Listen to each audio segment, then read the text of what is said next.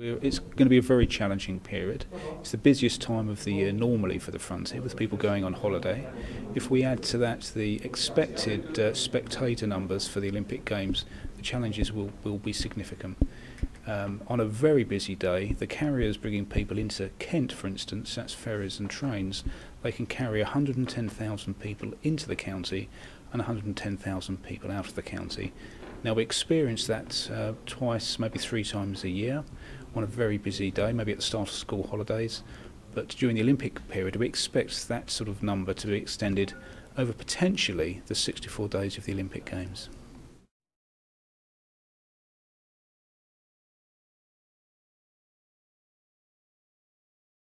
That's quite correct. We have currently in place command and control arrangements. We have frontier arrangements around security. We have processes for exchanging intelligence quite effectively. It works very well, and it's very well advanced. However, we need to overlay the Olympic challenges on that structure and assess whether what we've got is fit for purpose during the extraordinary time, or whether we need to enhance it or indeed add other elements to the arrangements.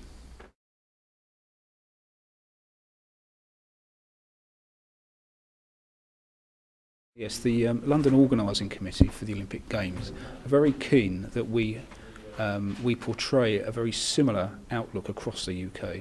So that's all about portraying a traditional British bobby sort of appearance, working very closely with volunteers, ensuring that we welcome visitors to the UK, Kent, Essex and London, give them the information they need, working with local volunteers, and ensure they have an enjoyable experience.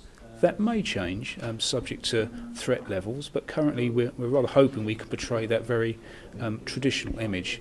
Now, that may be slightly different abroad, because whilst the British bobby is generally unarmed, and we walk around with not a huge amount of armaments on us, certainly a traveller travelling from Western Europe could certainly meet an overtly armed gendarme or police officer, and they will have a different experience, and they will see a different policing arrangement to certainly what they would experience when they get off a train or a ferry in the UK and they're greeted by the British bobby with their custodian helmet on.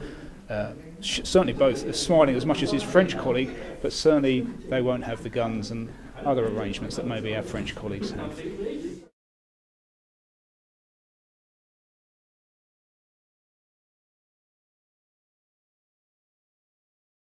We've started planning at a very early stage.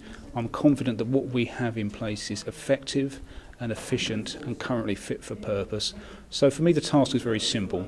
Let's look at what we've got in place. Let's seek what else we need to do.